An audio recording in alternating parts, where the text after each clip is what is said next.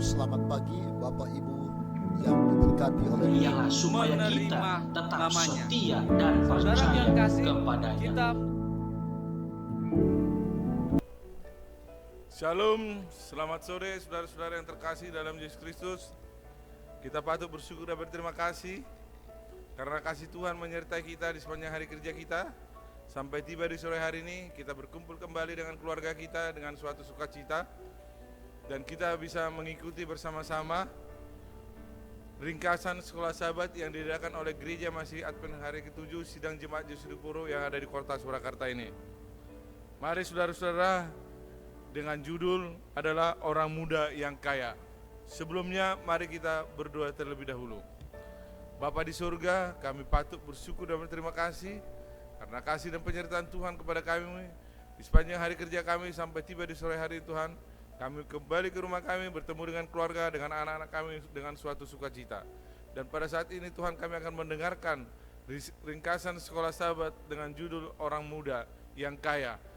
Kiranya kasih Tuhan memberkati melalui Roh Kudus Bapa, supaya kami dapat mengerti maksud Tuhan dalam kehidupan kami dan dapat menyentuh hati dan pikiran kami supaya lebih tertuju kepadamu Tuhan, dan menyentuh hati bagi orang yang mendengar firman ini Bapa, dan mereka dapat mengikuti Engkau di dalam satu kesukaan untuk selalu berserah sepenuhnya hanya kepadamu Tuhan.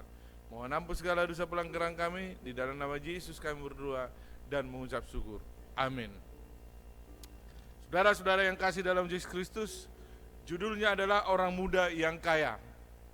Kalau kita buka di dalam Markus 10 ayat 17 sampai dengan 27 dikatakan apa?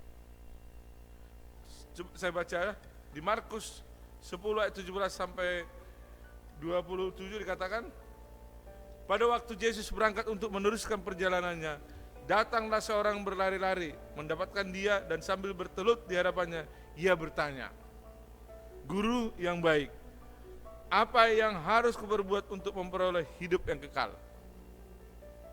Jawab Yesus, mengapa kau katakan aku baik? Tak seorang pun yang baik selain daripada Allah saja.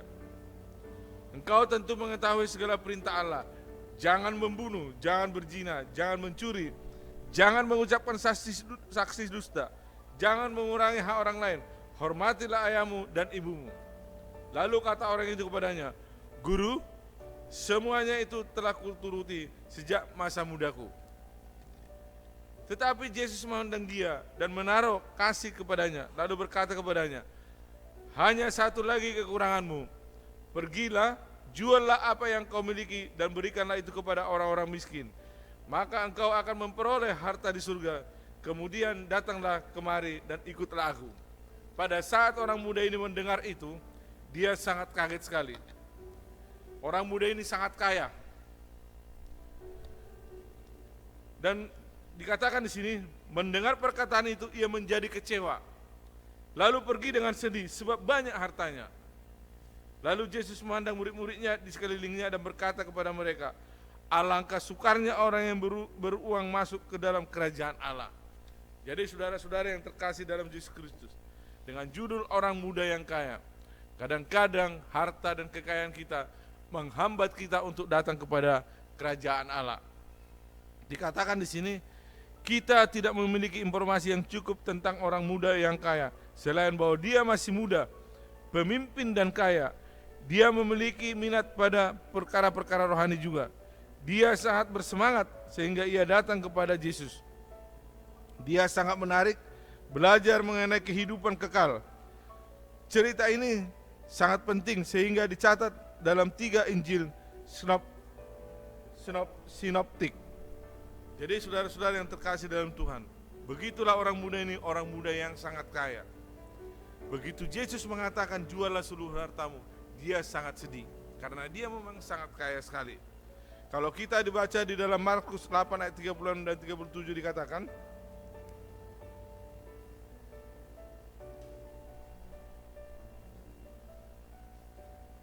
Markus 8 ayat 36 dan 37 dikatakan apa? Apa gunanya seorang memperoleh seluruh dunia tetapi ia kehilangan nyawanya? Apa gunanya seorang memperoleh seluruh dunia tetapi kehilangan nyawanya? Di ayat 37 dikatakan apa?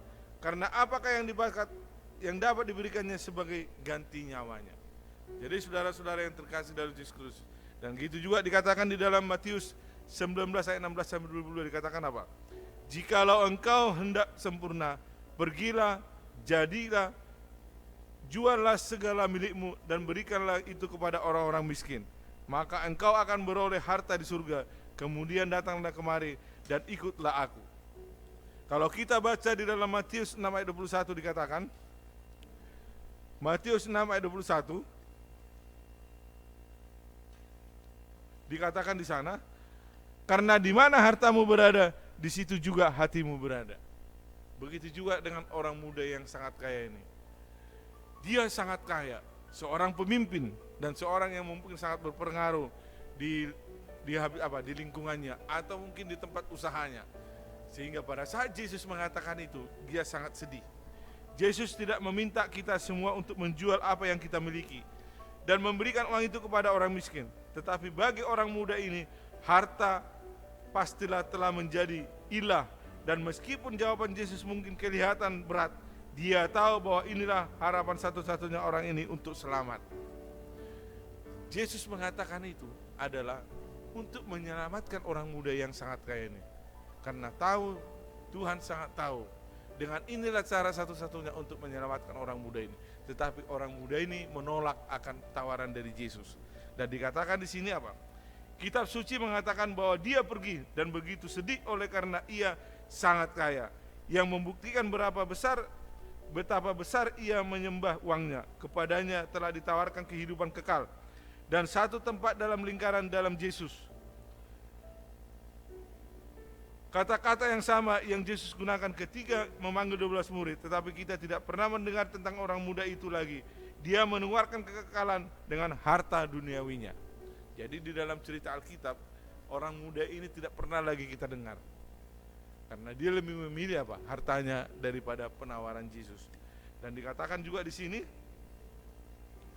satu penukaran yang mengerikan, bukan satu contoh yang sangat menjadikan dan tidak mengikuti kepuasan yang tertunda. Dikatakan juga memilih sama seperti yang dilakukan orang ini adalah satu penipuan, karena tidak peduli apa kekayaan materi dapat berikan kepada kita sekarang. Cepat atau lambat kita semua akan mati dan menghadapi kemungkinan kekekalan. Dan sementara begitu banyak dari orang kaya telah menemukan bahwa kekayaan mereka tidak memberikan kedamaian dan kebahagiaan yang mereka harapkan, sesungguhnya dalam banyak kasus uang tidak dapat membeli kedamaian dan kebahagiaan.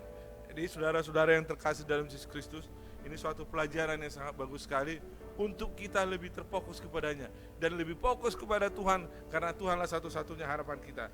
Dan dikatakan di dalam Markus 8 ayat 35 sampai 37 apa? Karena siapa yang mau menyelamatkan nyawanya, ia akan kehilangan nyawanya.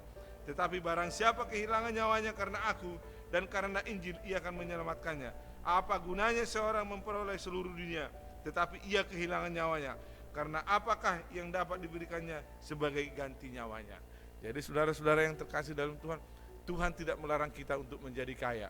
Tuhan tidak melarang kita mempunyai uang. Tetapi janganlah kekayaan kita atau uang kita yang mengatur kita untuk lebih dekat kepada Tuhan. Dan tetapi datanglah kita kepada Tuhan dan kita bisa memberikan apa yang kita bisa berikan agar kita memperoleh keselamatan itu yang hanya daripadanya. Kiranya kasih Tuhan memberkati kita. Amin.